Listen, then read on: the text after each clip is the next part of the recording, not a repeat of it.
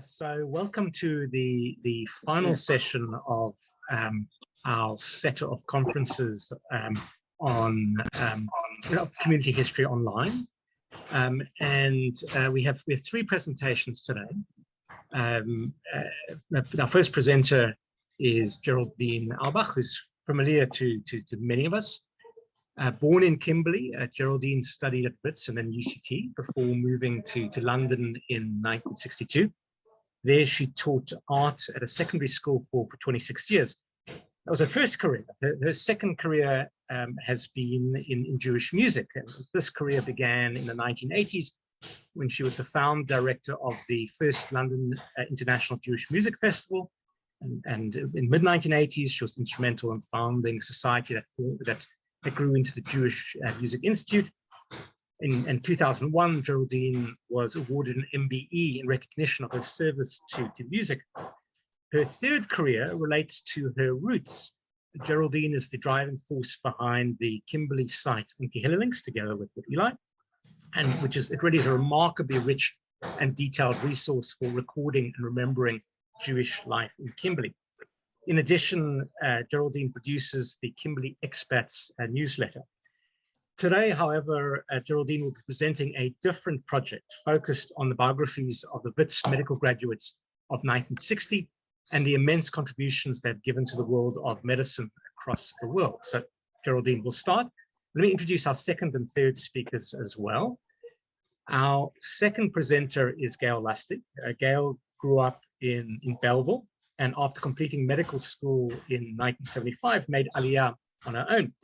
She practiced as a GP for decades in the Tel Aviv area and held several administrative and teaching positions over the course of her career. She directed a home care unit for 8 years for the Maccabi Health Organization. Gail retired in September 2020 and has gone back to learning all sorts of new subjects since then. She'll be presenting a project which she's been very involved with for years now on the history of Jewish medical practitioners, doctors and pharmacists in the northern suburbs of Cape Town. And our final presenter today is Mark Vittila. Mark is the author and researcher of the book Johannesburg Then and Now, and of the website johannesburg1912.com. His historical interests include documenting Johannesburg's early architecture, suburbs, people, and their changes over time. Mark will present on his work documenting Ferreira Town and other very early Jewish enclaves in Joburg. Let me turn it over to Geraldine to start. What we'll do is have each presenter speak, and then follow that with once each presenter has spoken, we'll group questions together. So Geraldine, over to you. Thank you very much, Adam. Really happy to be here, and I'm going to share with you a project that, although not a Jewish community, is somehow overwhelmingly a Jewish community. But in a way, the process and the procedure for documenting them online is very similar to any community which you may find. So I thought it would be useful, and I thought it would also be interesting from a sociological point of view. This is a picture of the medical graduates of 1960 at Wits. Now, looking at them, first of all, there are only quite a few of them. There are just about 87 or 85, something like that. And you can see that there are 4 women there.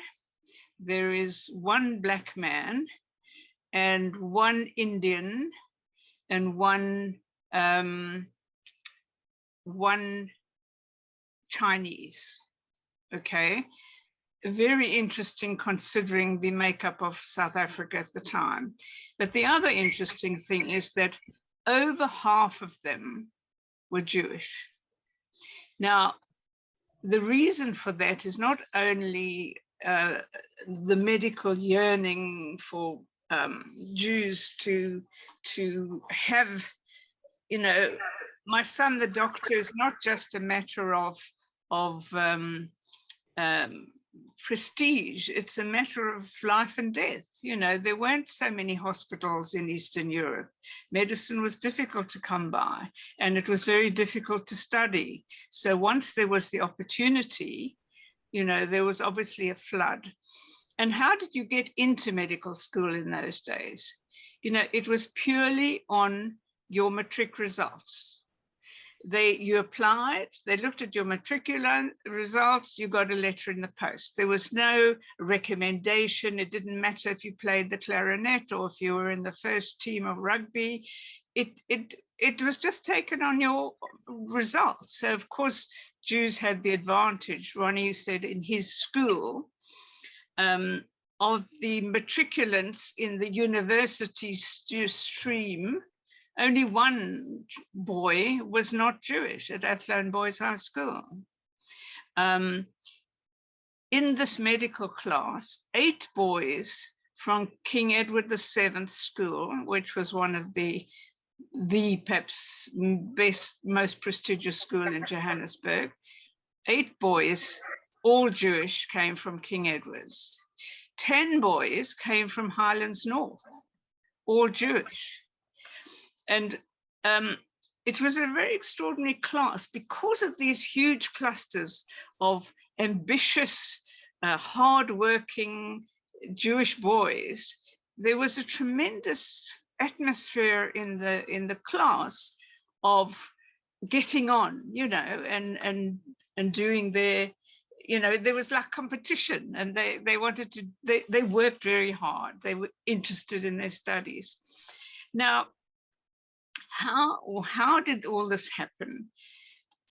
One of the class, Mike Rosenberg, I'm not quite sure where he is in this picture, looked at this picture in early 2000 and said, who are all these people? What's happened to them? I wonder, you know, what they've done. And so he got hold of some of his colleagues that he had kept up with and said, look, you know, it would be interesting to find out. And they apparently, including my husband, said, okay, well, we'll do what we can. And so he got a little group together and decided to do, and this is something that I have to say he did get from me. He said he wanted to write a newsletter. He knew that I had been writing newsletters about the Kimberley community. He said, I'd like to write newsletters like that about this, to the class. So I agreed to help him. And if you see here, newsletters. So newsletters was the way of having access to the community. And I'm going to just open newsletter number 2. And he says here, early in March 2020, the idea popped into my head that we should connect and celebrate the class of 60 on its 60th anniversary. In a few months, we've established a Golden Jubilee Committee, received much support from the WITS Alumni Office, established a website, contributed to the Philip V. Tobias Bursary Fund, and received the support of Martin Veller, Dean of the Faculty of Health Sciences and Professor of Surgery. Then he talks about the newsletter number 1 that we wrote. He said, was sent to the classmates in South Africa, the UK, USA, Israel, and Australia. Response was quick to follow. You're doing a great job. I'm sure it will be appreciated. Well, in fact, this became the most wonderful thing for a group of 80-something-year-olds in their year of lockdown, you know, to somehow connect and bring back memories together was something that was very much appreciated. And this newsletter was about memories of Baragwanath. And it was written by Avroy Faneroff and Jeffrey Mazels, who are both neonatologists in America, one in Cleveland and one in Royal Oak, Michigan, near Detroit. Now, the interesting thing, again, is sociologically that what they learned at Baragwanath was something that they carried forward. Baragwanath had overwhelming pathology. You know, there was such a need, you know, serving Soweto, and they had, you know, very innovative ways of dealing with it. This was the premature baby unit, where by necessity, the mothers sat next to their babies and kept them warm. And, you know, at that time, mothers were not allowed into hospital with their children, you know, and suddenly this experience at Baragwanath illuminated their work ever since. And they pioneered opportunities and sports for paraplegics, because one of the sports of the Africans in Soweto was at the weekend to take a bicycle spoke and pierce the spinal cord and cause paraplegia. So, you know, here we are in 1960 pioneering work for paraplegics, and this is the baby, the pediatric outpatients, right? And the premature baby unit was really important. Here were mothers. They all expressed the milk, put it into big vats, which was pasteurized, and then given out, and then the mothers went and fed all the babies. This was the dehydrated babies, that it was like on an industrial scale. Here were these babies all connected to these bottles at the top. But by sending these newsletters to everybody, help to make sure that, now I want to go back and, yes. So sending these newsletters definitely piqued the interest of the class. And so the next thing was to make a list. So here is a list of the class. And where we managed to get a biography, it became a link. And here is Mike Plitt, pulmonologist, whose famous patient was Nelson Mandela. In the end, Nelson really relied on him, and he was a special person. Mike and Yvonne, with Zelda Lagrange, Mandela's personal assistant, in the middle. Dr. Plitt was the person on whom Mandela depended greatly, trusted his judgment, always listened to him. So here we had and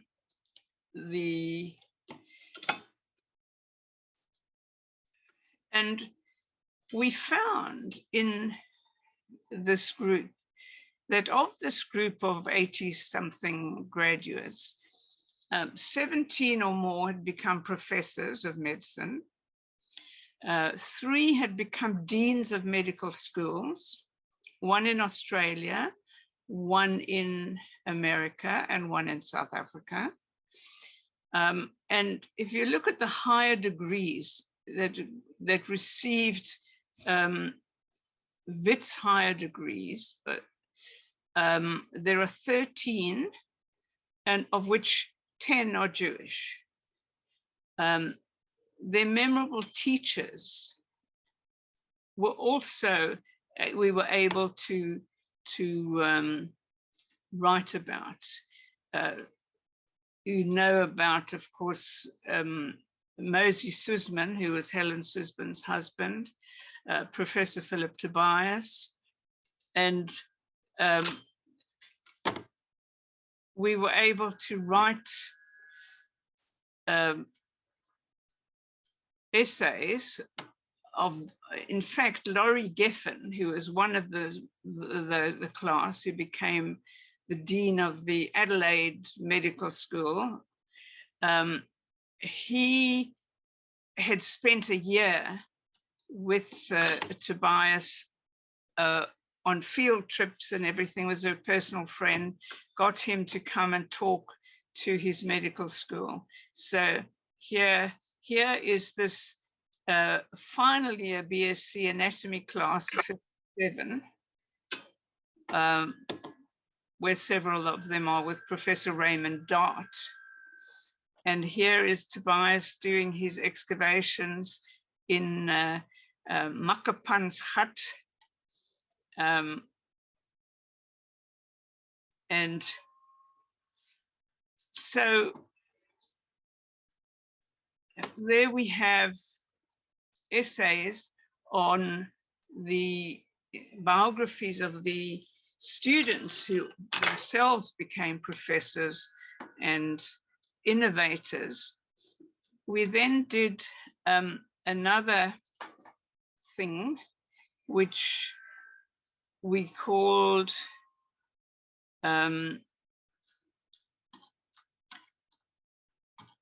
after we'd done all the newsletters, we started something called Medicine Then and Now. Because in fact, those 60 years must have covered the most advances in medical science ever in any other 60 years, from the development of computers to the development of pharmaceuticals and drugs. So we got them to write about various things. Okay, somebody needs to be muted.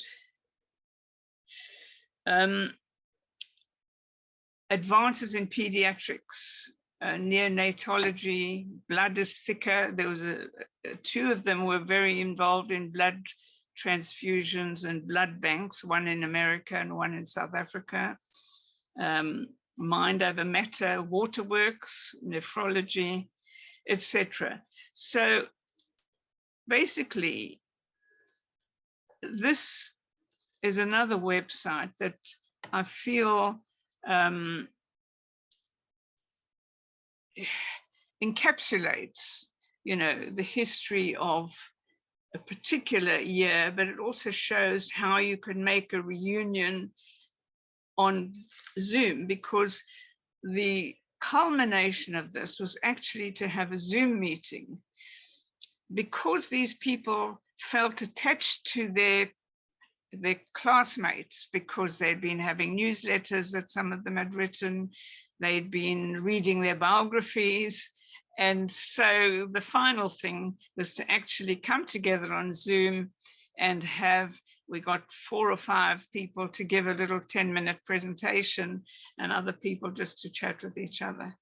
So that's my little contribution to this whole community history online. And thank you for listening. Thank you very much, Geraldine. And we'll return for questions later. I have a variety of questions about the work that you've done. Thank you. Let's turn over to Gail.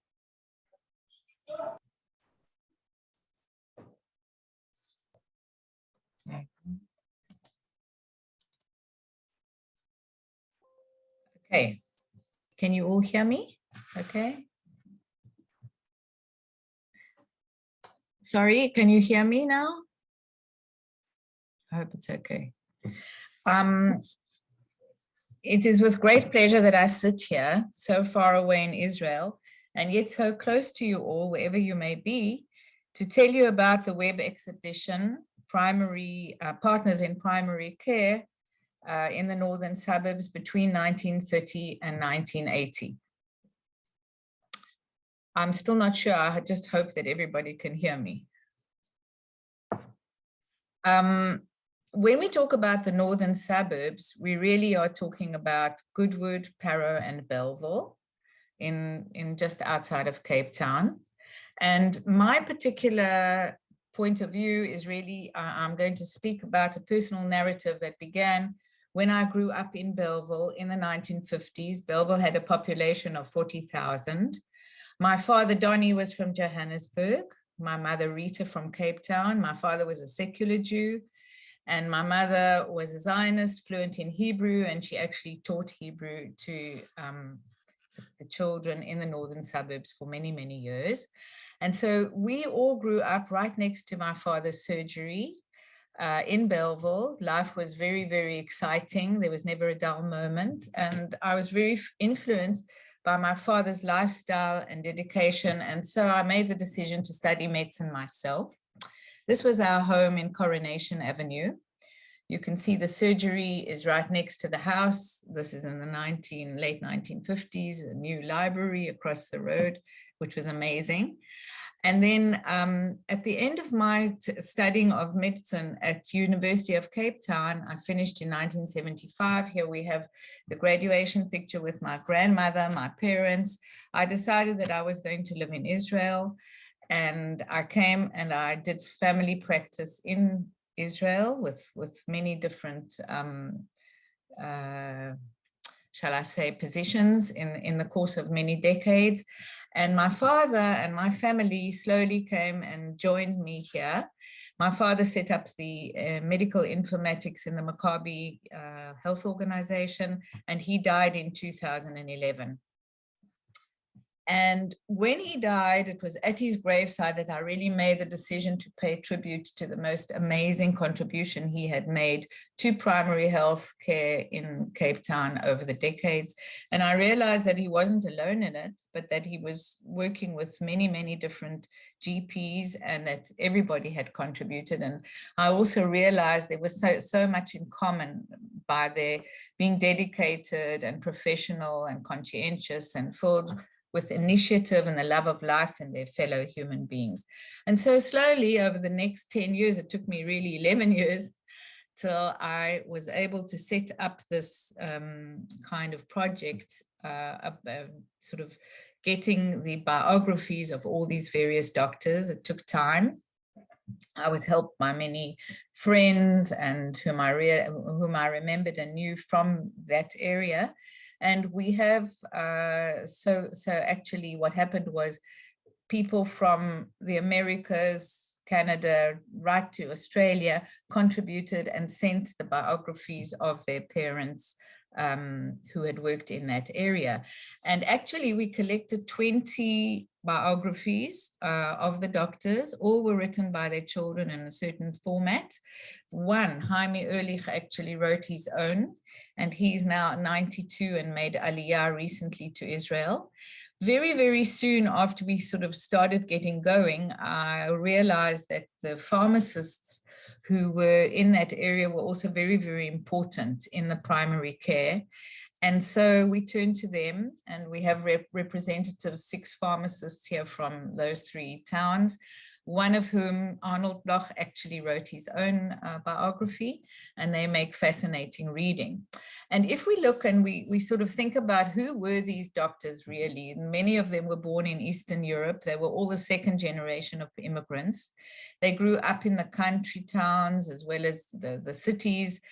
They studied medicine, some of them in South Africa, many overseas. They were boarders at medical school often. Some served in World War II. They often started out as locums for GPs in the northern suburbs. Most of them were fluent in 2 languages, and some of them even did other kind of jobs, and they left to work in hospitals. And today I'm just going to talk about 2 or 3 very briefly, just to tell you, the most fascinating stories and things that I learned about these various doctors. This is Jack Carpus. Many of you may know his name. He worked in Parow in the mid-1930s. He was actually became a mayor or vice mayor, whatever one calls that, deputy mayor in Parow. He had a big practice. He lived right, you know, in the center of the town. One of the famous and wonderful, I think, lovely stories about Jack was that he was a people's person, and he was also a very inquisitive, curious doctor. He treated workers, and his one of his jobs was to treat the workers of a furniture factory and run by and owned by George Stock. And these particular workers had developed an allergy on their skin and in their eyes to the sawdust and the dust of the wood that had been imported from Africa. And Jack Carpus actually helped control and cure the allergy by putting Vaseline on their skin, and they wore goggles and this kind of thing. And the reason I'm telling you this is because he became very respected by the owner of the factory, who was George Stock. Now, it turns out that George Stock owned a lot of land, all in that Tygerberg area. And the council approached him to sell some of his land or give some of his land to build a hospital, the Karl Bremer Hospital, which he refused to do. But they knew that Jack Carpus was his friend. So they turned to Jack Carpus and they asked him to talk to George Stock, and he agreed. And so he gave or sold that land to them. And that's where we have the Karl Bremer Hospital today, thanks to Jack Carpus, who then afterwards, he, his wife and 3 sons came to live in Israel. He worked here for many years, and he became the vice director of the Hadassah Hospital. The second person I would like to speak about is Myra Hoffman, and I hope Margaret is still here. I saw she joined the Zoom. He was a doctor in Paro in the 1940s or 30s and 40s. He studied in Dublin. He had a different approach. He took life, I think, a little bit easier. Margaret helped him. She was a very conscientious daughter of her father. And he actually treated the last case of smallpox in Cape Town at the time.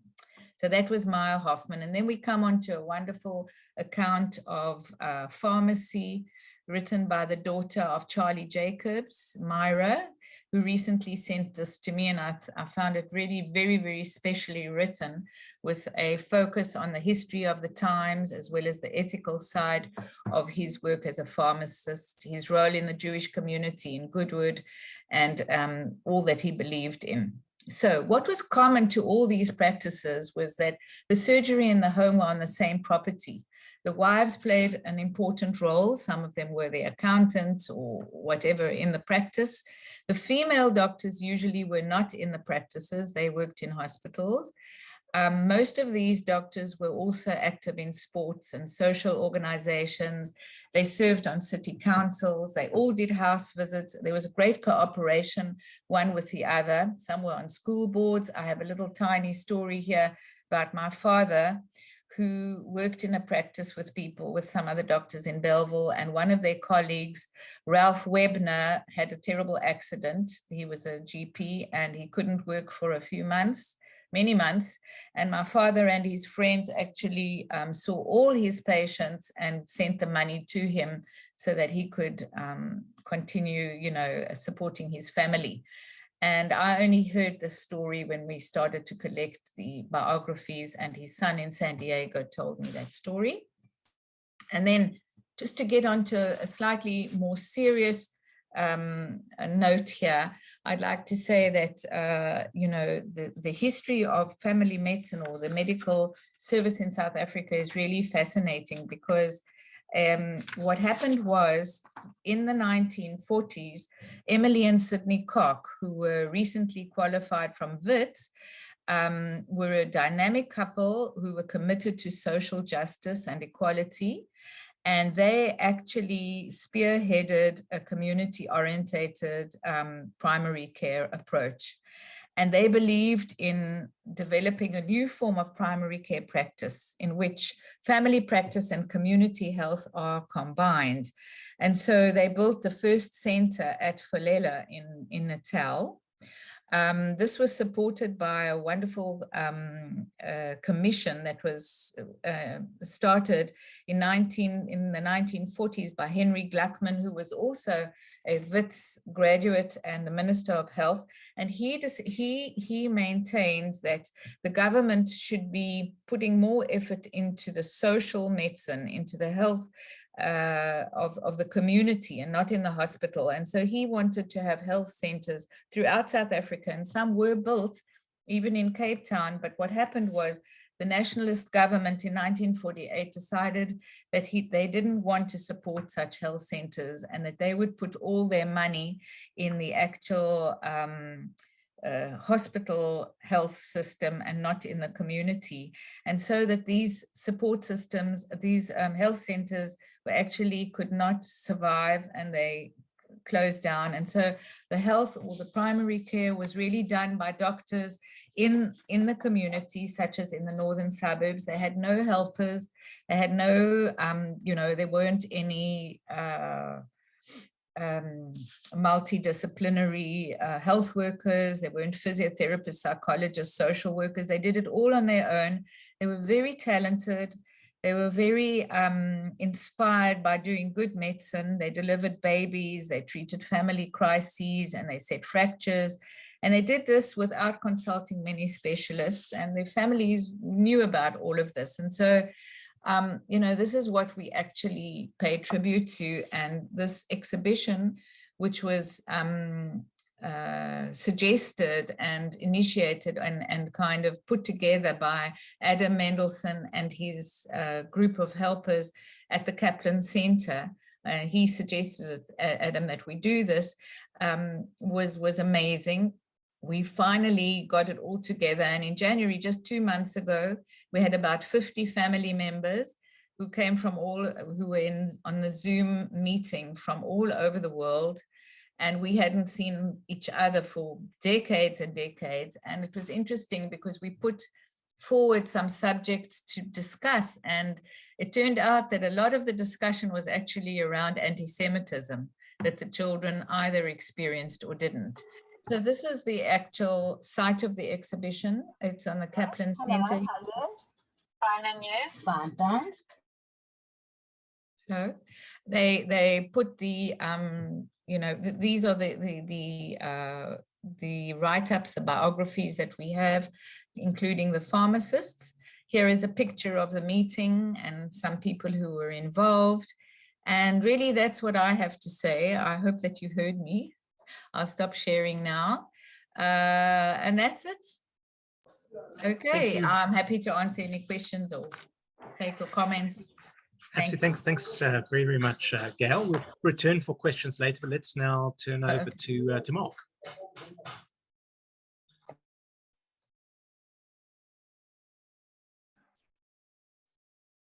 Hi, everyone. Can you all hear me okay?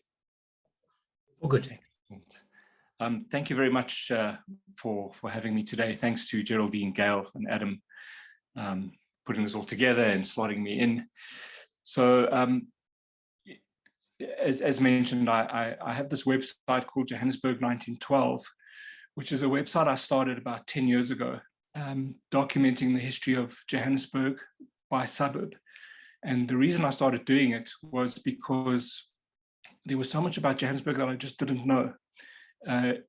When we did some renovations on our house, we got to see the original plans, and the plans were dated 1912. That's where the 1912 part comes from the website.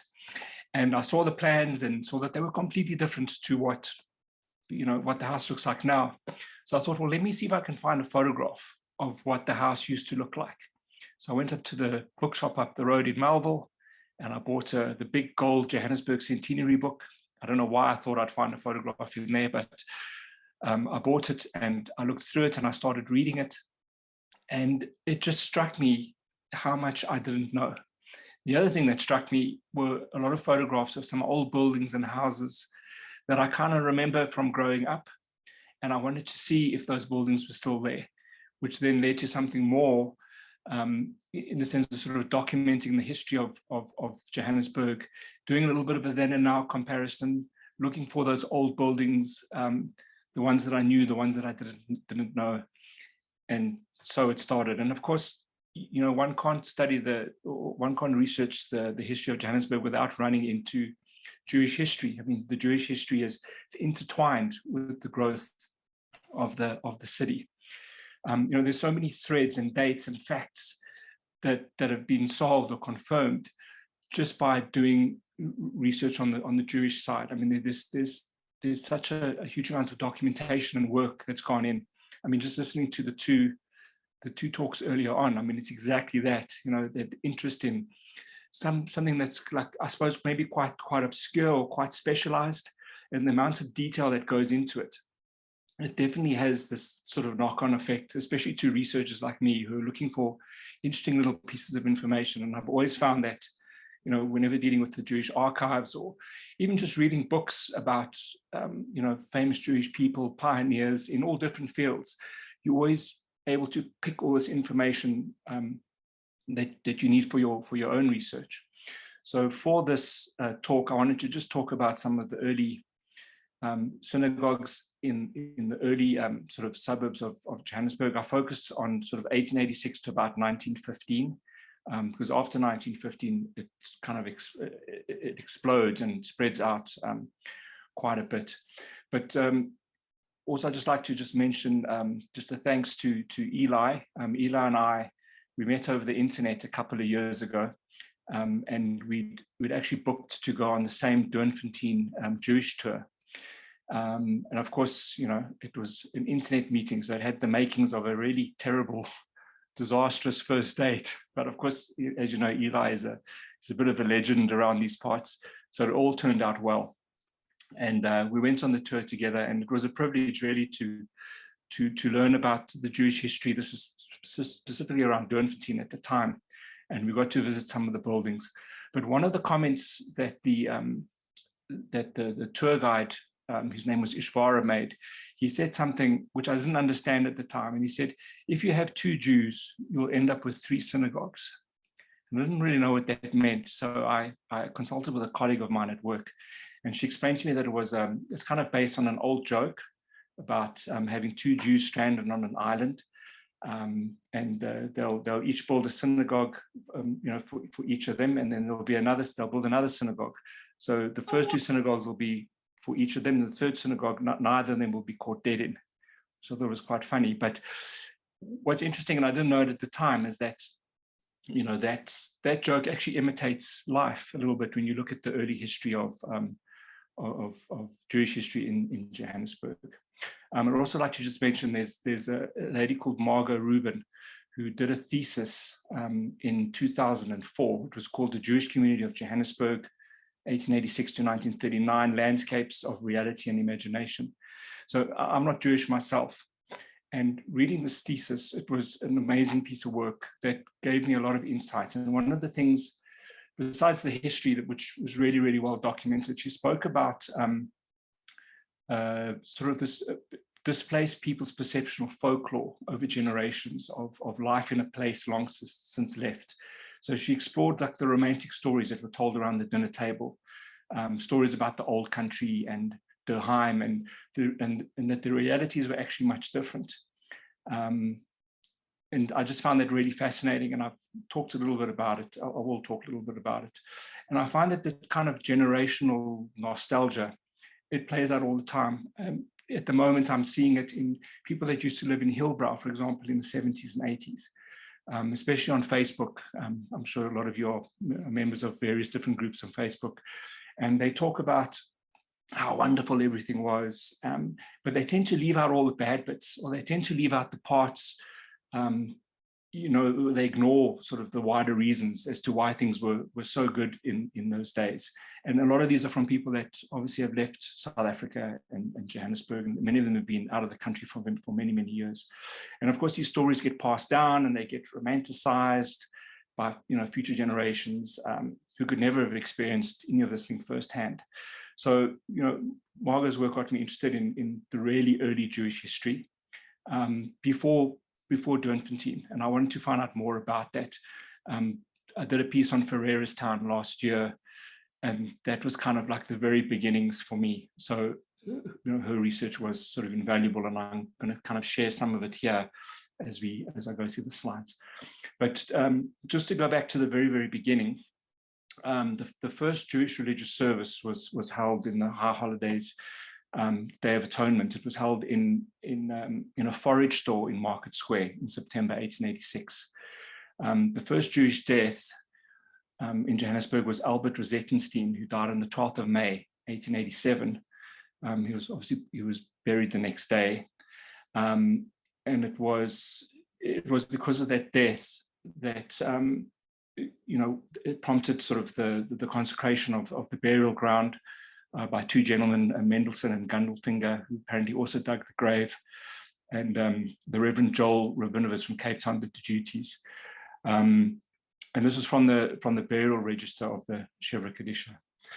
On the 10th of July in 1887, there was a meeting in Weinstein's bar in Market Street, and that's where they discussed the formation of the Hebrew congregation. There were 88 people in attendance, and the meeting was chaired by Ike Sonnenberg. And these names are all, whenever you read about Jewish history, you always read about all these people and these names. They're all over the place, and it's great. Mendelssohn, fun enough, he was a founder of the first newspaper in Johannesburg, the Digger, I think it was called. So the next two holidays were actually held in the Rand Club in 1887 and 1888, which was interesting because the Rand Club, of course, they didn't ban Jews from entering, but they had a very interesting process of voting people in, and from what I can remember from the Rand Club tour, the process actually excluded Jews just by default, because they needed like 9 out of 10 people to vote yes, and inevitably that never happened. Of course, that's all changed over the years. The Rand Club is now obviously open to everybody. But the very first synagogue, I can just click on here. The very first synagogue in Johannesburg was they called it the President Street Synagogue from 1888. So in January of that year, Rabinovitz purchased 2 stands in President Street. The congregation was renamed the Witwatersrand Hebrew Congregation, and the foundation stone was laid on the 7th of November, 1888, although some sources say it was on the 24th of September. The opening service was conducted by a guy called Reverend Mark Harris from Kimberley. Apparently Rabinovitz wasn't very popular, and he'd sort of moved away at that stage. So the synagogue was also the first synagogue in the Transvaal, and it was actually one of the first brick buildings in Johannesburg. It was designed by Reed and McCowitz and built by Mr. Rowe. But when this building was finished, there were only about 100 Jews in Johannesburg at the time. Most of them were of English and German extraction. It tended to be some of the guys that had come up from Kimberley with sort of mining experience. It was your stockbrokers, your financiers, those types of people. The synagogue itself was on President Street. As I said, it faced south. It was between Kreis and von Brandes Street. But over the next 3 years, Jewish population grew in Johannesburg because of the influx of Eastern European Jews that were escaping persecution from the Pale of Settlement. And South Africa was a good destination because there was no immigration policy. There was religious freedom. Cape Town already had an established Jewish community dating back to the early 1800s. And I know from 1841 is when the main synagogue was sort of established. And from the numbers that I read, they say that there were about 4 million Jews who left Europe between 1850 and World War II. And the numbers show that 70 to 80,000 of them, mostly from Lithuania, settled in Johannesburg, or settled in South Africa, and 2/3 of those actually settled in Johannesburg. Johannesburg, of course, high on the list because of the associated job opportunities and commercial services around discovery of gold that suited the immigrants. There was no obvious anti-Semitism from the Kruger government. In fact, the Kruger government, they were quite happy to have Jewish people around. I think from a religious point of view, they were Calvinists, and I think they appreciated sort of the strong religious sentiment. That obviously this changed, after the sort of just before and after the Boer War, the sentiment did change. So now you've got the President Street Synagogue, you've got the original founders, and you've got a whole lot of new Jewish people that have come into Johannesburg. And what happened, that was the setting for the first breakaway. So a bunch of the Eastern European Jews broke away from the President Street Synagogue because they felt that the service wasn't orthodox enough, and they wanted to sort of recreate and preserve the practices from the shtetl. And to quote from Rubin's thesis, she says that shtetl is a small town servicing the surrounding villages where Jewish population was of a size permitting everyone to know everyone. Alternatively, it was a Yiddish-speaking provincial society, orthodox in its religious practice and the traditional Jewish way of life. Subtleties and semantics aside, what has become apparent is that the reality of life in the shtetl has been transformed into a number of myths and stories, creating a fascinating but not very factual Jewish folklore. The geographical reality of the shtetl has been replaced in the minds of many by an idealized version of the truth. There is a point of view that the shtetl was actually created twice, once by the Russian Empire and the second time by the Jews and their descendants who left the Pale.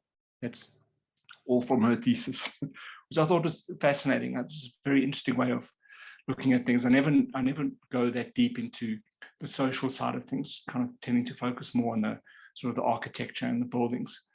But I thought it was just a wonderful, way of reading it. So where did they break away to? They moved over to Fox Street. So in Fox Street, there was a house which was owned by a guy called Harry Fulmer, who was a Catholic. And the breakaway congregation, they called themselves Johannesburg Orthodox Hebrew Congregation. And they used this house, they rented this house from Harry Fulmer. It was at 42 Fox Street on the western side of Ferreirastown. And it was known as the Beth HaMidrash. And in 1893, the trustees bought another stand with a small house in it. And that's the house in the plan over there. I managed to track down some really old plans in the Museum Africa, which I used for the research. And outside of not having photographs of many of these things, the plans have to suffice. So an architect called A.P. Menzer, he did a whole lot of alterations to this house.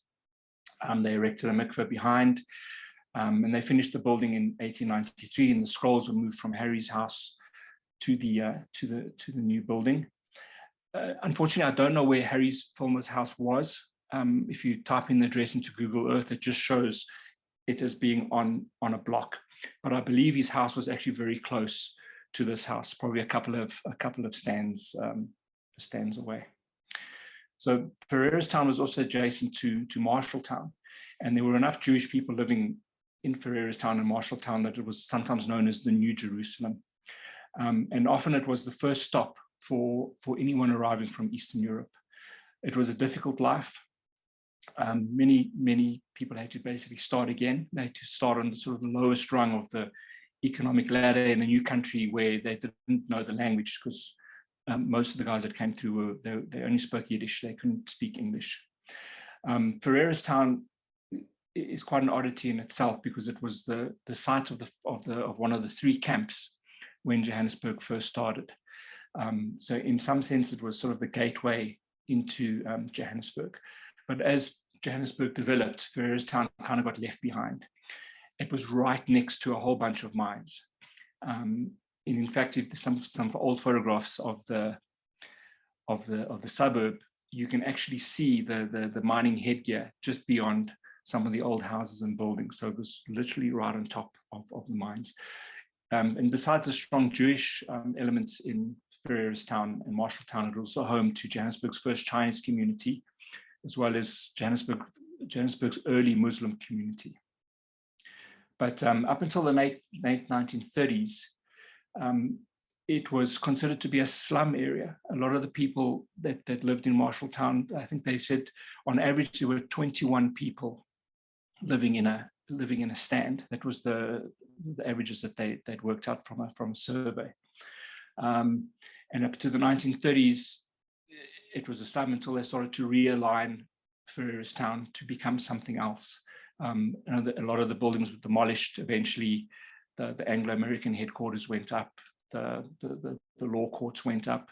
And even today, if you go to Ferreira's Town, there's actually a whole bunch of empty stands. They just cleared them. You know, some of them were used as parking lots, and some of them were just empty. But then there was another breakaway from the original President Street congregation, this breakaway was because they felt that the Rabbi Harris was too much of a reformist, so they broke away and they started a new synagogue, which was the Park Synagogue and school in De Villiers Street. This is a wonderful photograph, probably one of the clearest ones I've seen. The building next to it is actually the school that was built slightly later in 1896.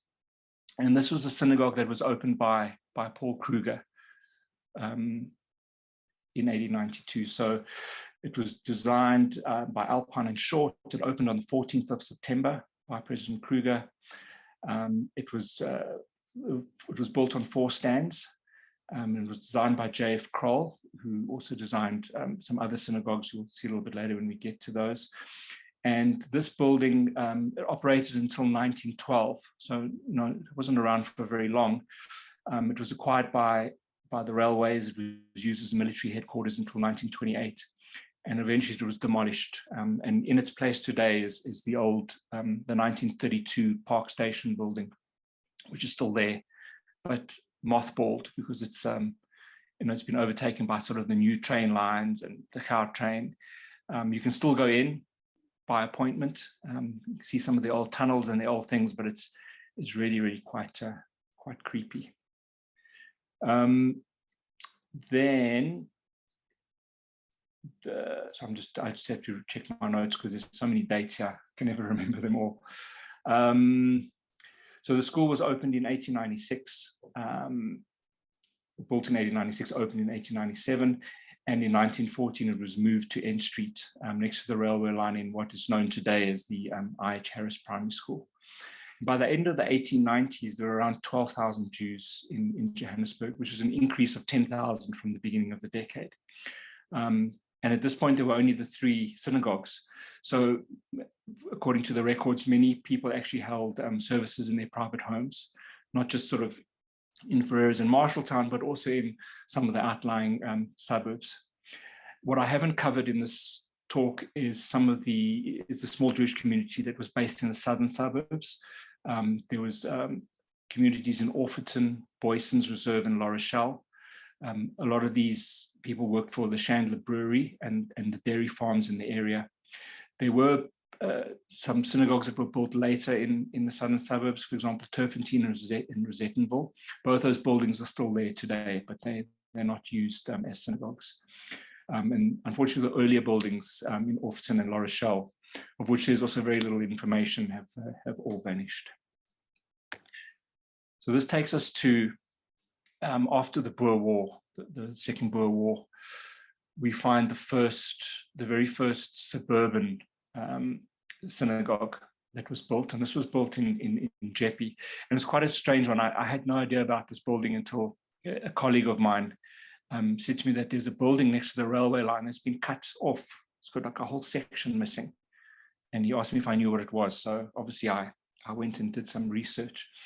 So what happened is in 1903, there was this Lithuanian synagogue. It was designed by George Laidler for the Jeppestown Hebrew congregation, which was made up of Eastern European Jews who lived in the suburb. So the first 2 suburbs in Johannesburg were Jeppe and Fordsburg. Jeppe and Fordsburg actually had it was like a business together, and they took a gamble, although it wasn't really a gamble, but having 2 suburbs on either side of the town, kind of a good way to spread your risk. And they were both really, really popular suburbs in the early days of Johannesburg, especially Jeppe. It had its own police force. It had a train line that was that ran through the suburb. It had trams. It had a library, a lot of amenities that a lot of the other suburbs didn't have. And of course, it had a small Jewish community who'd come up the ranks, sort of become sort of solid middle class, maybe established businesses, and they weren't the same people that lived in Ferreirasdorp.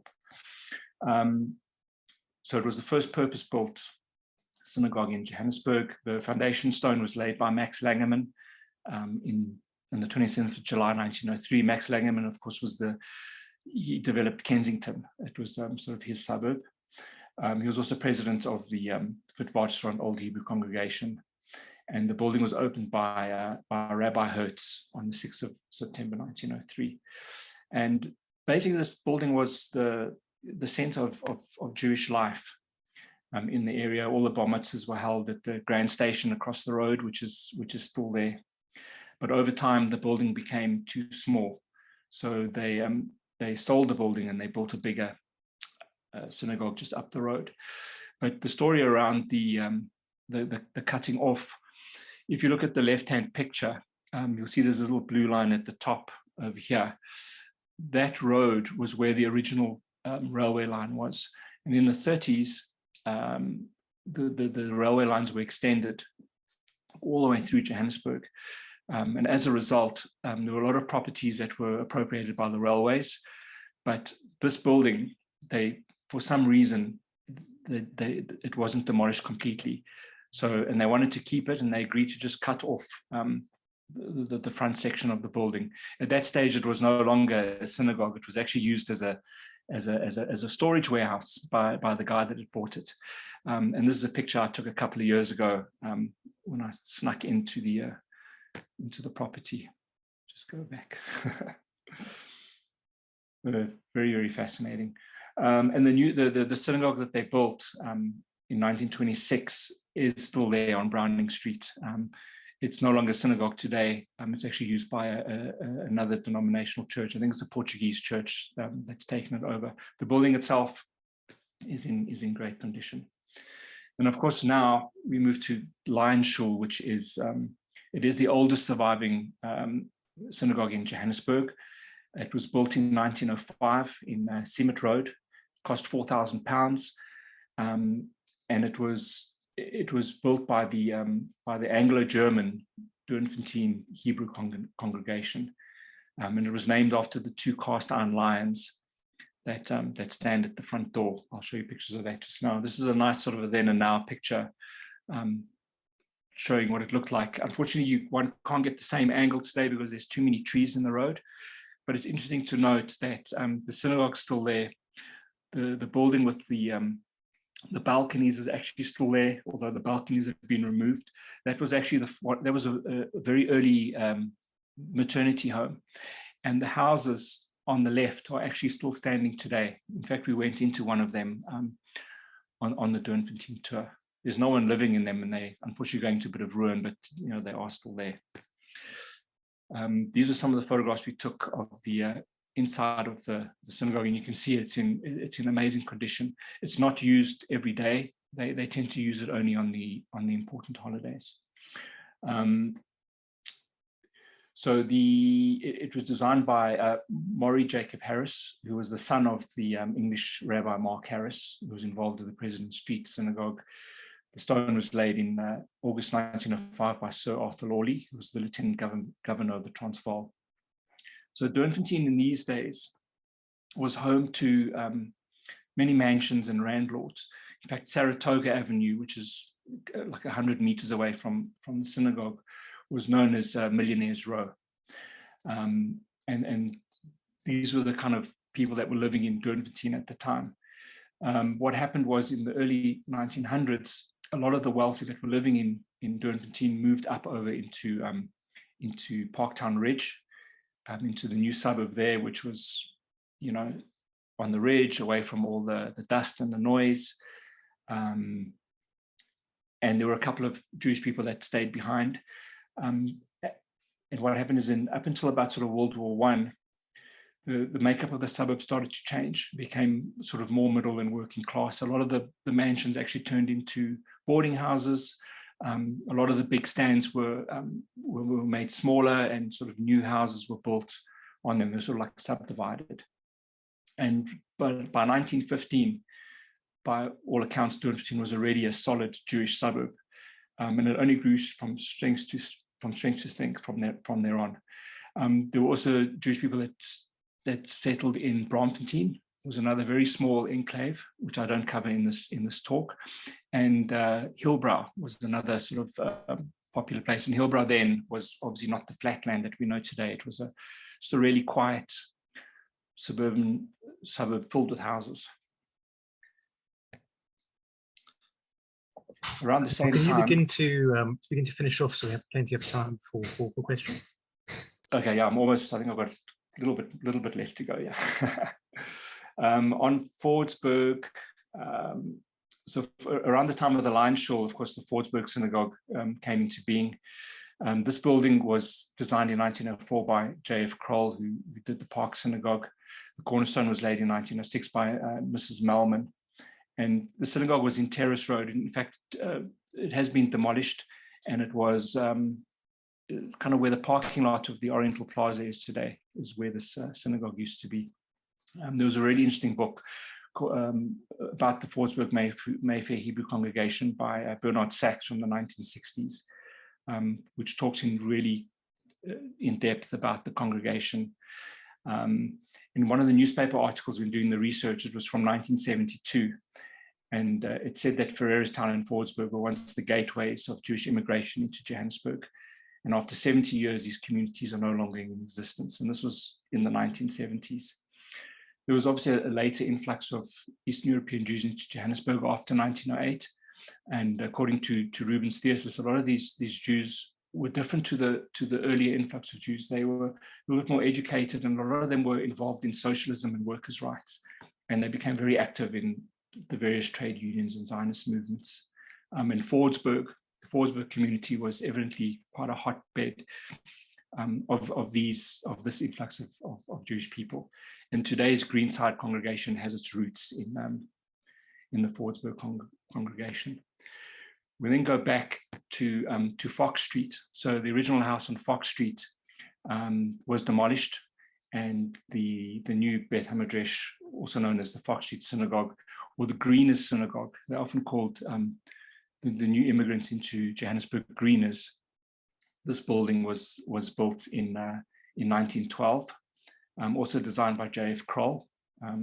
It's now his third synagogue. Today, the building is no more. It was demolished in the 1940s, and the head office of Anglo American now sits in its place.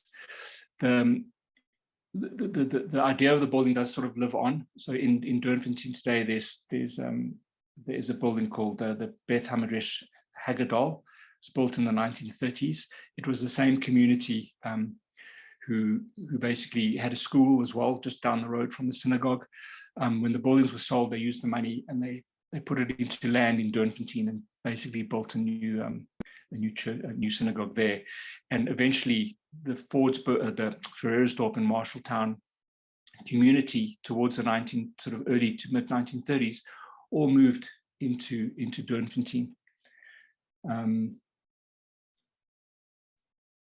And there's nothing left today, unfortunately, of any of these buildings in Ferreirstown.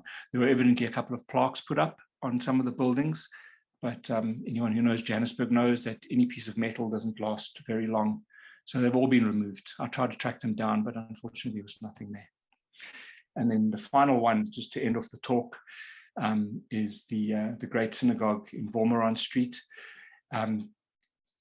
This was built in 1915, after the Park Synagogue closed in 1912.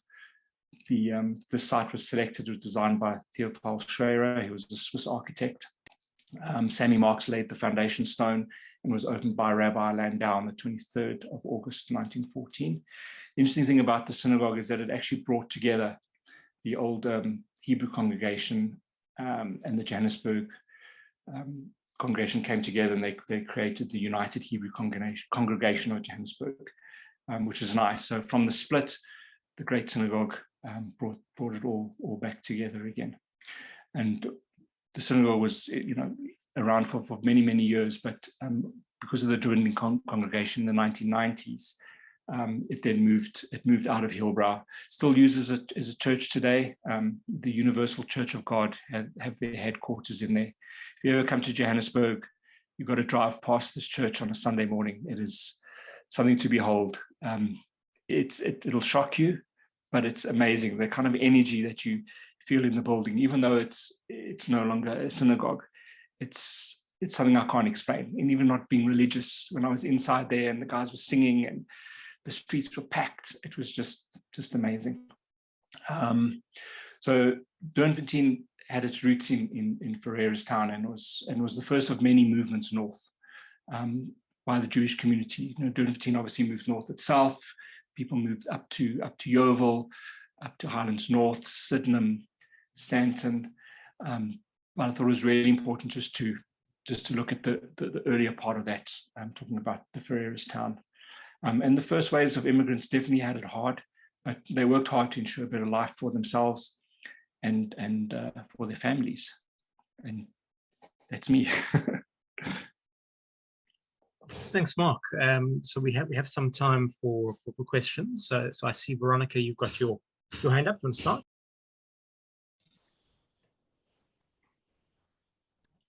You're muted. Yeah. I just unmuted myself. If I hold this up, can you see it? Oh God. The Jews of Johannesburg. I was just going to say that if you want to find out about early Johannesburg and about Ferreirastown, unfortunately, Mark, it's in Yiddish. Yeah. But this book, The Jews of Johannesburg by Label Feldman, and he's gone into the most detail into Ferreirastown, into the very, very early times, and he will describe how the Jews were actually living. They were living in little huts. First of all, the early immigrants were single men. They lived in, or they might have had wives, but the wives were in the old country. And they were living in little huts around courtyards. One of the most popular of the courtyards was something called Shamus Yard. And then also in Yiddish, you can find poems, not by Label Feldman, but maybe by Jacob Max Sherman. And there in Yiddish, you find out in the poems what it really felt to be living on your own in that little hut with your bed and a box maybe next to you as a table, etc., etc. So that's where one's going to get that. Also, I understand that you were mainly looking at buildings, whereas my work, I haven't done that much work on Johannesburg, though I have actually translated 2 books. The other one deals with the period 1911 to 1914, from the point of view of a journalist, Azriel Davidson, who was I think the grandfather of Jill Kaplan, who is the wife of Mendel Kaplan, who founded the Kaplan Center. But I'm obviously interested in the social history of Johannesburg, and believe you me, it's not all CHOLs by any means, and it's not all respectable.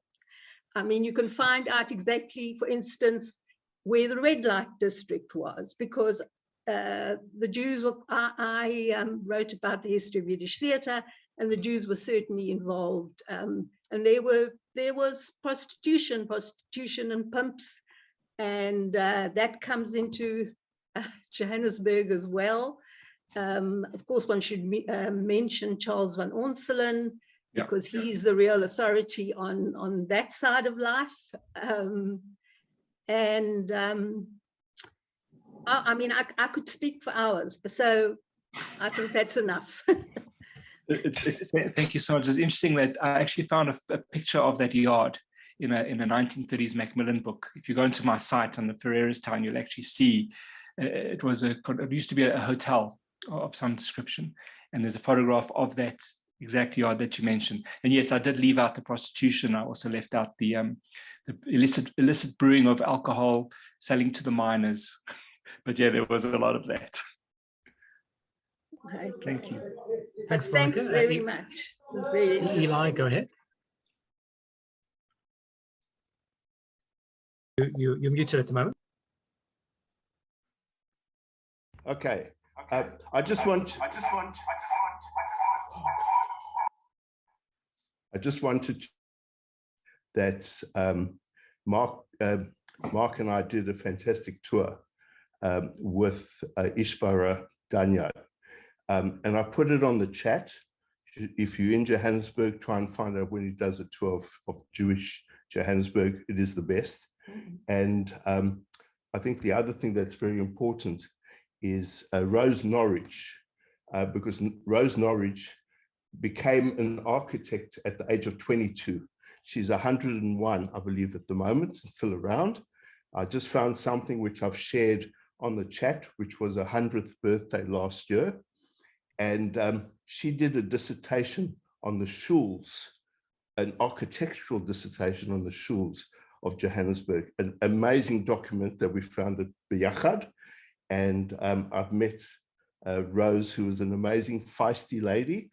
And I think there's a lot of history there. I'd love people to share them with us on the Kahila links or on CHOL, on whatever, because I think our three speakers today have just been magnificent in terms of, including Geraldine, including their different areas that they've covered. And I think it shows that there's a lot of history, there are a lot of stories. Unfortunately, a lot of us don't live there anymore. And it is something that we should be encouraged to share. Not just Johannesburg, it can be the Dorps and the Stettler. Thank you very much. Thanks, Eli. I'm going to ask a question of Geraldine, and Geraldine, I'll then allow you to ask your question.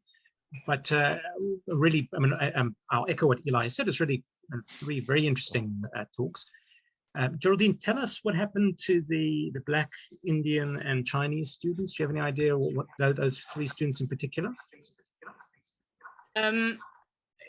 Interestingly, we have a biography of Aesop Jasset. He was a member of the African, the Indian Congress. And, what they brought out for us was the difficulty of studying medicine, because first of all, people who weren't white were not allowed to dissect a white body, which was very upsetting to some of the other students who walked out. Also, when they were on duty as housemen, they couldn't live in the hospital, in a hospital accommodation. And the real difficulties of where they could eat and where they could sleep were huge. And Aesop Jasset's biography is on the website, and do read it because he was a very interesting person. I've put the website on the chat. If you copy it onto somewhere that you've got, you can go through it at home, and there's biographies. We couldn't find the Black man. We couldn't trace him, or the Chinese person, but Aesop Jasset we did trace, and his daughter and he sent a wonderful biography. The extraordinary thing was that of these graduates of 60 years before, many were alive. Not only were they alive, but they were active, and some of them were still in full-time practice, aged over 80, which was another quite extraordinary thing. So thanks, Adam, for asking about that. But do look at the website, because it is a sociological document, really, of what happened to this flowering of the Jewish immigrants to South Africa. I wanted to just say something about Mark's talk and about the early Johannesburg Kimberley connections, because the First Synagogue obviously poached Mark Harris from Kimberley. And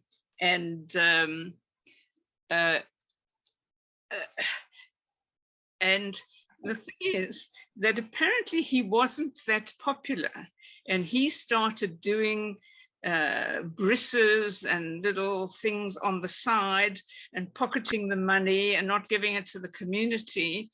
And it happens that many of the people who actually established the first community went around the corner and got this land from President Kruger and built the next synagogue. You know, it was the same people who'd actually built the first community who then built the second one. Yeah. Of course, in Gwyn Schreer's grandfather's book, he writes about the lack of religious intensity of this, and he's brought out to be the chazan in one of these synagogues, and these are these opulent Anglo-German kind of synagogues, and he can't take it at all, and he goes off to the Bet HaMidrash, which is much more to his and he was ready to go back to Eastern Europe, but I think they eventually found a job for him in Cape Town when he was on his way back. And I've written about it in one of my newsletters in Kimberley, the one about Reverend Harris Isaacs, because Harris Isaacs was a minister in Kimberley for 30 years, amazingly. But even he was lured to Johannesburg because he was brought to the new Park Synagogue to be the minister there. And so, you know, Kimberley lost all its ministers to Johannesburg, but for some reason, which I haven't fathomed yet, Harris Isaac was lured back to Kimberley.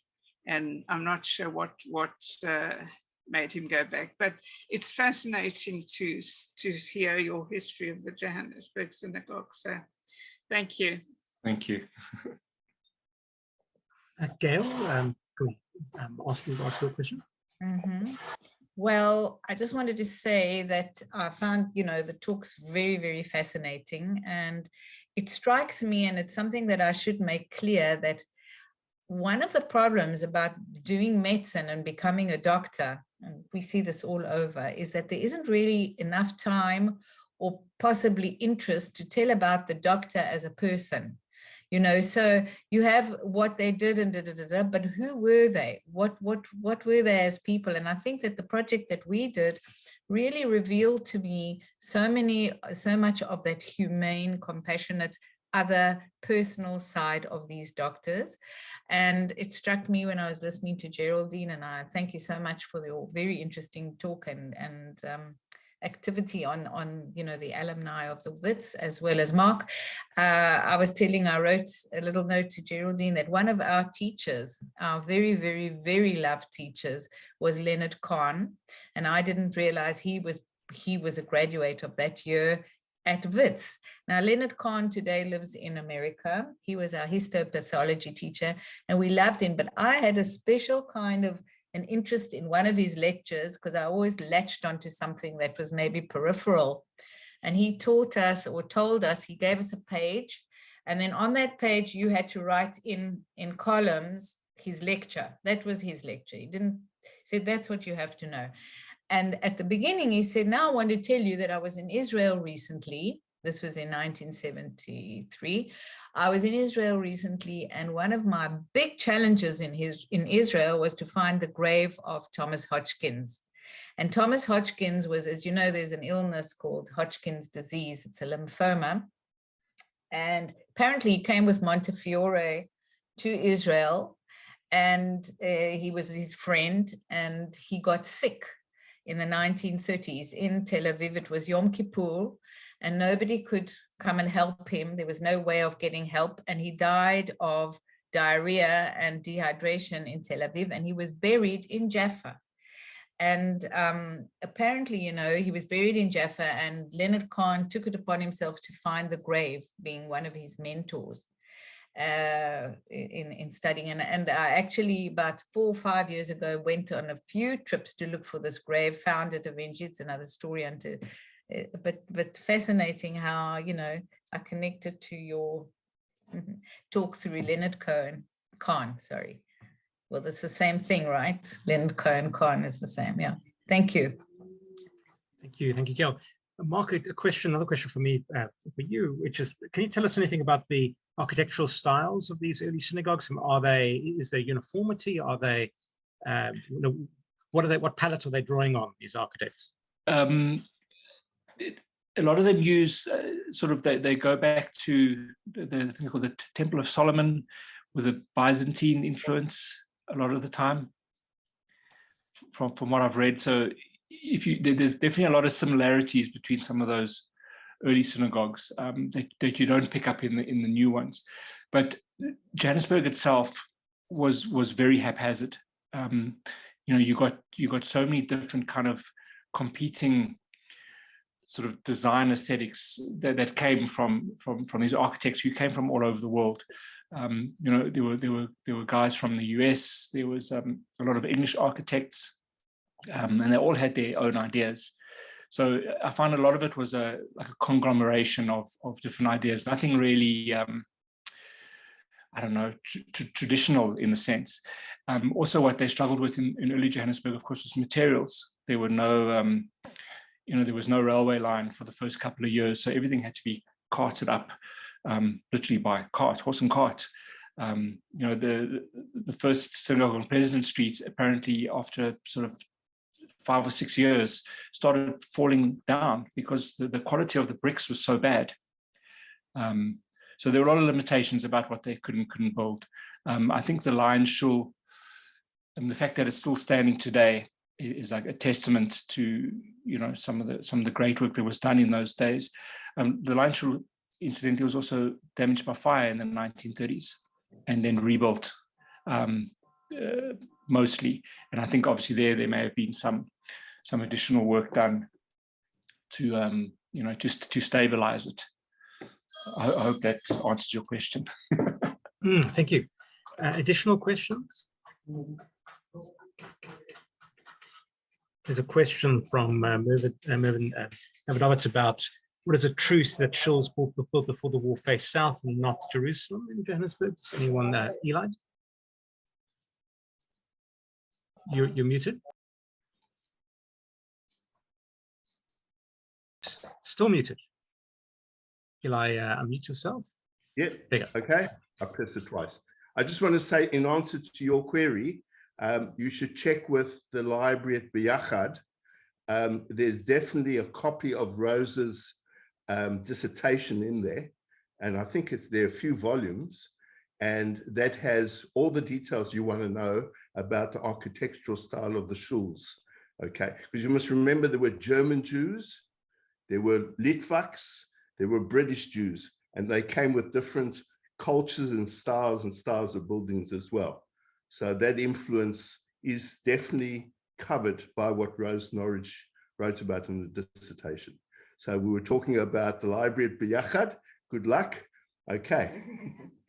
I'd love to see her work. I actually did request a meeting with her some time ago, and it was never granted, but I'd love to see the work that she's done. Margot Rubin did use some of her research in her thesis, but not nearly enough for my... I don't want to say I did it legally, but I've got some copies of some of the pages of some of the things that we saw. So I'm happy to share it with you privately or whatever. Okay, don't tell anyone. Just one other thing I did want to say, and it is related to this, and I know Geraldine wanted me to talk about it.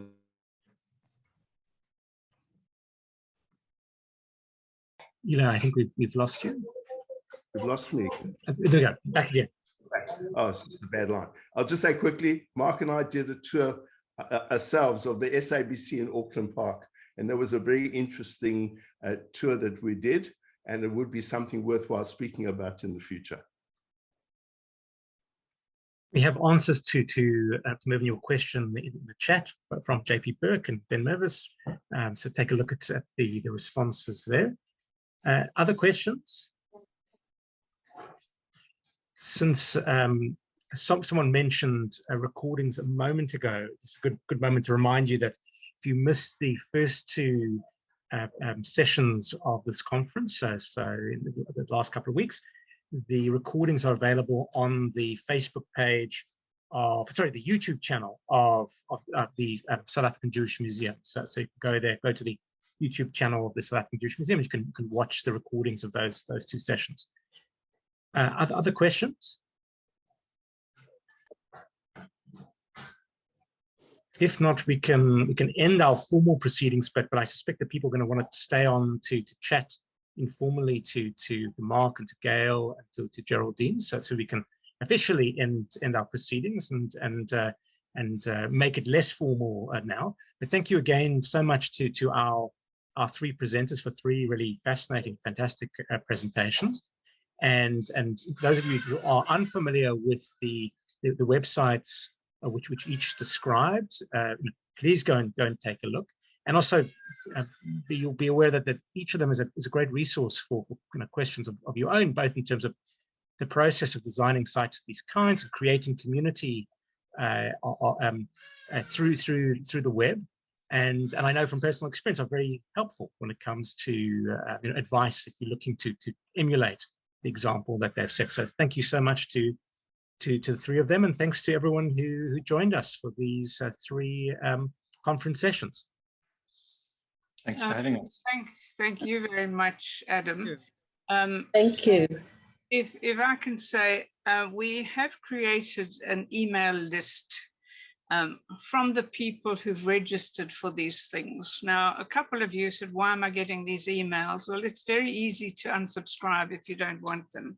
But it is an opportunity to interact with each other and to talk about things. And what I will do is we will write these websites on that email list, because somehow the chat here disappears and it's difficult to find. But on the website, on that email list, we'll write the relevant websites that you can spend your time looking at and going through. The other thing is, I'm quite willing to have some sessions on Zoom for those who want to make a website and just talk you through some of the procedures that would be helpful. It's not that I know everything. There are many people who have different ideas, but maybe Eli will help me and we'll just take you step by step through making a website for your community, whatever kind of community it is. So again, through that list. Hello. I will, yeah. Geraldine. Yeah.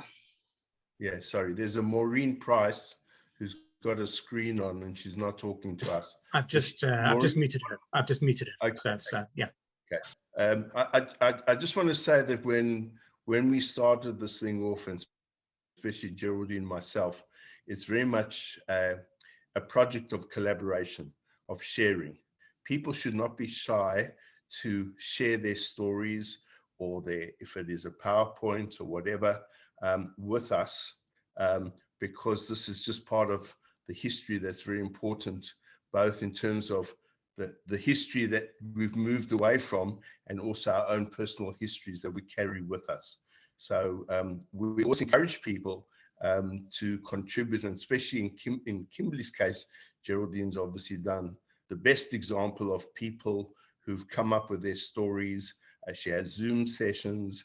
She's able to work with them and help them put their stories down on paper, which then, for me, I'm able to upload to the website. So I encourage you all to have a look at Kimberly, because that is certainly for us, in terms of the Kehilla link, which is part of Jewish Gen's worldwide organization, the best example of people sharing their stories. And that is the history of the town, and very important. Thank you. Thanks, Eli. Mel, do you have a question? Go ahead. No, just an interest, particularly for Gail, is that my father had a pharmacy in Pretoria, and amongst his customers was Eugene Marais, the famous Afrikaans poet. And my uncle had a pharmacy one corner away from my dad. And I looked through his prescription book. It was all handwritten, kept in a very big journal, and found reference to prescriptions for Paul Kruger and other really interesting characters from the history of the country. Just a point of interest. there is a project for you to gather the community of Pretoria pharmacists and make a little website for them. I've just, what the history is. I've just retired. I've just retired from working for all my life at Astra Center, and I'm interested in this because I thought I should try and put the history of that center into some kind of a format. So I think I need to chill a bit before I have too many challenges. But very interesting. I really love this whole program. Thank you, Mel. Happy to help you step by step if that's useful. Thank you. Yeah, I did speak to Adam in stages of what to keep and what to throw and all those details. So which is the history you want to write? Of the Astra Jewish Sheltered Employment Center in Cape Town. It's a center for disabled adults, which was started in 1950. Mm-hmm. And is now a world leader in the field of disability. Excellent. Thanks, Mel. Mervyn, I see your hands up. Mervyn, go ahead. Okay, thank you. I've got two questions I just want to throw into the pot. The first one really is, and maybe Mark will be able to answer this. I've heard about tours being done on the Braamfontein Cemetery, where it's not Ishvara. I don't know where, I've just heard via, and I really don't know where it's coming from, but cemetery tours that were done of the early graveyards in the Jewish community in Johannesburg. So I don't know who did that or what auspices, et cetera, et cetera. It's like one kind of interesting thing. And I mean, obviously the kind of question marks in Cape Town about whether such a thing, access to, the various cemeteries in Cape Town with interesting people. That's the first question I actually have any information. And the second thing is really a query. I was in Europe and I don't know, it was some concentration camp that I was actually in. And on the information sheet, they had about Jews from other countries that had got caught up, Americans, and they actually specifically mentioned South African Jews that had come back to Europe and got caught up. They'd either gone back to Europe to retire or to get reestablished themselves with Yiddishkeit or whatever it actually was. So Jews that had spent their lives working in South Africa and gone back to Lithuania, wherever it actually was. And I just wonder if anyone, it's nothing that I've ever picked up on or heard about anywhere else. And I'm just wondering if anyone knows something along those lines. I can partly answer your first question about the Jewish cemetery tours. I don't know who did them, but I do know who to ask. So if we can get my email address and I will find out for you. There's a whole graveyard community in Johannesburg who know a lot of things about graves and graveyards, Jewish and non-Jewish. So I'll get that information for you. Thank you, Mark. The other thing about that was that there's something called the History Portal. And I think one of our graduates of 1960 was Irving Lassus, who did tours of Brixton Synagogue, Brixton Cemetery. Mm. But Irving's passed away now. So, but I think it was written about on the History Portal. You know that, Mark, the History Portal? The Heritage Portal. A Heritage Portal. Heritage Portal. Yes. I suppose if you put Google Johannesburg Heritage Portal, you might find his particular tour. Mervyn, Yes. just of Europe, why don't you contact Jewish Gen Jober, JOWBR? Like that's a burial registration site where you can write to me and we can ask them together whether they know the answer to what you're querying, because they are the world experts on burial sites, which would include, I'm sure, people who were murdered in the Holocaust. Right. Thank you.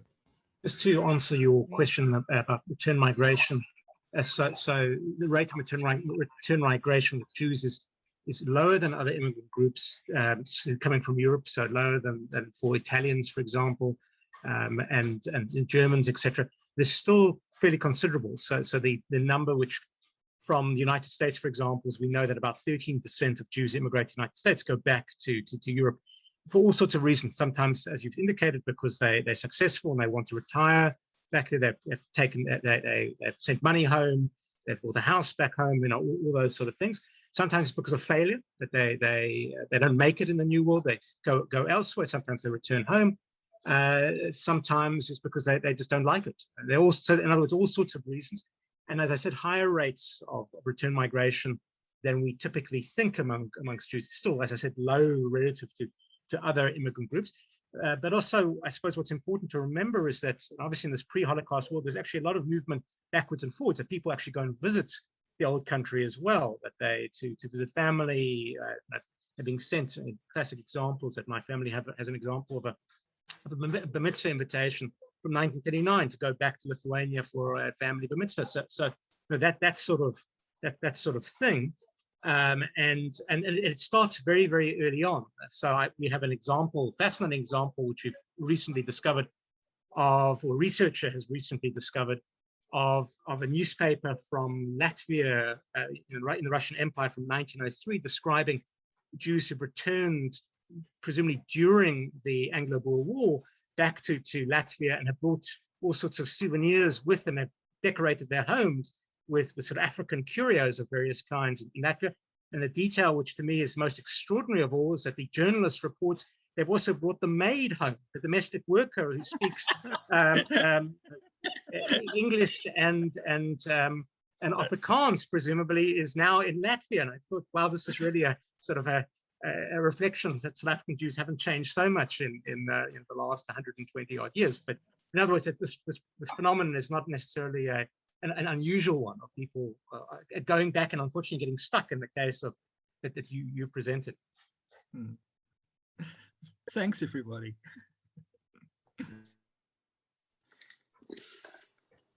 So thanks again to everyone, and we will certainly have to plan more sessions. And I think that's what Eli and Geraldine sort of set out to do, which is create community. It's lovely to see so many faces who've joined us for each of the sessions, and sometimes of all the sessions. And we'll now need to work hard to come up with a new roster of programs. Geraldine has made suggestions of what some of those might be, the practically oriented session. But also, if you have ideas, please share them with us, that this is really a collective initiative that we're trying to create here. So thank you, everyone who's joined us. Thank you very much. Thank you to Adam and to Gavin, who bring gravitas to this organization and host it for, and it's really lovely that we've progressed as far as we have, and we look forward to more things in the future. Thank you, Adam. Thank you, Gavin. Thank you.